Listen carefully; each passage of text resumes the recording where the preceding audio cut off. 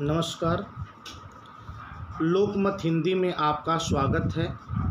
मैं काशी से आचार्य पंडित धीरेन्द्र मनीषी आपको विजयादशमी पर्व की शुभकामनाएं देता हूं।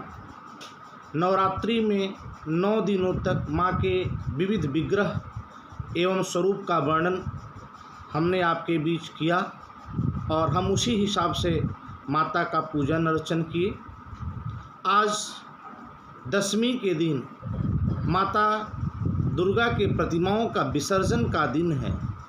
तो विसर्जन के लिए हमारे शास्त्रों में क्या प्रमाण आया है, माँ दुर्गा के प्रतिमाओं का विसर्जन हम कैसे करते हैं, किस विधि से करते हैं और कब करते हैं, यह शास्त्रोक्त प्रमाण क्या है, इन सभी विषयों को लेकर मैं आपके बीच समुपस्थित हूँ।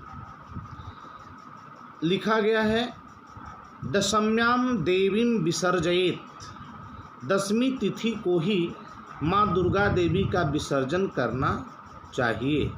तो 5 अक्टूबर बुधवार के दिन ही दशमी तिथि है, तो उस दिन ही हम माँ के प्रतिमा का विसर्जन करेंगे। निर्णय सिंधु में यह मत आया हुआ है कि हमें विसर्जन कैसे करना चाहिए।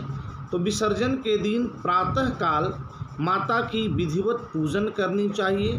विधिवत पूजन करने के बाद गीत, नृत्य, वाद्य संगीत आदि से युक्त होकर किसी पवित्र नदी के पास हमें जाना चाहिए, जहां माँ दुर्गा के प्रतिमा का विसर्जन हो सके। देवी पुराण में यह मत आया हुआ है, ततः प्रातः पूजयित्वा दशम्याम विधि पूर्वकम। प्रातःकालीन ही दशमी के दिन माता जी की विधि पूर्वक पूजन करिए और इसके बाद संप्रेषणम तु कर्तव्यम गीत वादित्र निस्वनैः। इसके बाद जो है गायन वादन शब्दों द्वारा, उद्घोष द्वारा माँ का विसर्जन करिए ऐसा।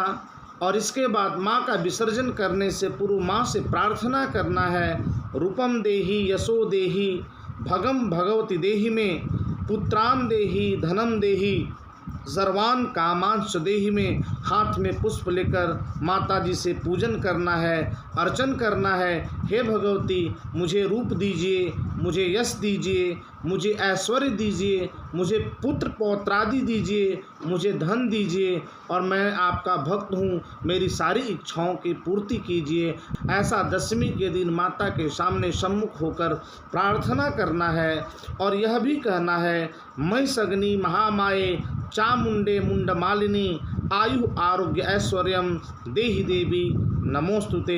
हे मैसग्नि, हे माता दुर्गे, हे महामाये, हे चामुंडे, हे मुंडमालिनी, हे देवी, आप हमें आयु दें, आप हमें आरोग्यता दें, आप हमें ऐश्वर्य दें, इसलिए मैं आपको प्रणाम करता हूँ। इसके बाद लिखा गया है कि देवी का उत्थापन कैसे करते हैं। तो बोला गया कि हाथ में पुष्प पुनः ले लीजिए और माता जी से प्रार्थना करिए कि माता जी, मैं आपका उत्थापन कर रहा हूँ और जब भी मैं अपने इष्ट काम की सिद्धि के लिए, पूजन के लिए आपको आमंत्रित करूं, तो पुनः आगमनाय च, फिर से आपका आगमन हो जाए, ऐसी मेरी प्रार्थना है। तो कहा गया है कि आप प्रार्थना करते समय कहें कि विधिहीनम क्रियाहीनम भक्तिहीनम तदर्चितम पूर्णम भवति तत्सर्वम तत्प्रसादान महेश्वरी। ऐसा कहते हुए एक हाथ में पुष्प ले लीजिए और माता के चरणों में निवेदित करके चढ़ा दीजिए और बोलिए ओम दुर्गायै नमः।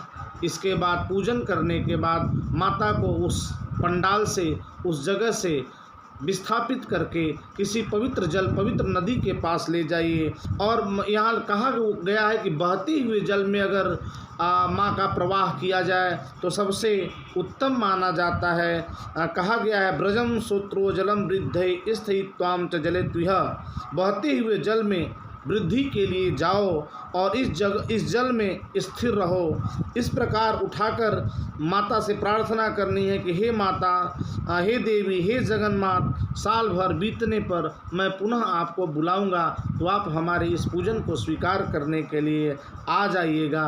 कहना है, दुर्गे देवी जगन्माता स्वस्थानम गच्छ पूजिता संवत्सरे व्यतीते तु पुनरागमनाय वे, ऐसा कहते हुए माता से प्रार्थना करना है। और माता से प्रार्थना करके बहते हुए जल में माता का जो मूर्ति है, माता का जो विग्रह है, उसे प्रवाहित कर देना है। और प्रवाहित करने के बाद किसी भी यज्ञ में दो कार्य बहुत जरूरी होता है। एक होता है दक्षिणा और दूसरा होता है ब्राह्मण भोजन।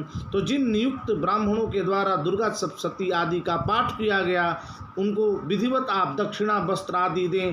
कहा गया है मृतो यज्ञ अदक्षिण, यदि उचित दक्षिणा न दी जाए तो किया हुआ यज्ञ मृत के समान होता है। तो जिस योग्य ब्राह्मण का आपने वर्ण किया है मूर्ति के प्रवाहित करने के बाद, आप उनकी दक्षिणा आदि दे दें और ब्राह्मण भोजन अवश्य कराएं। यह कराने से आपका यज्ञ माता के प्रति आपकी श्रद्धा फलीभूत होती है। तो दशमी के दिन 5 अक्टूबर बुधवार को ही माता का उत्थापन, माता को विसर्जन करने की बात हमारे शास्त्रों में कही गई है। मुझे आशा ही नहीं पूर्ण विश्वास है कि हम सभी हिंदू सनातन पद्धति के हिसाब से, अपने शास्त्रों के हिसाब से किसी भी कर्म को करेंगे और माता से प्रार्थना करते हुए उनकी मूर्ति का विसर्जन बहते हुए जल में कर देंगे। माता सबका कल्याण करेंगी। इसी कामना के साथ मैं भी आप सभी को दशहरा की शुभ अवसर पर प्रणाम करता हूँ, आपका आशीर्वाद चाहता हूँ। मैं काशी से आचार्य पंडित धीरेन्द्र मनीषी। जय श्री हरि, जय विश्वनाथ।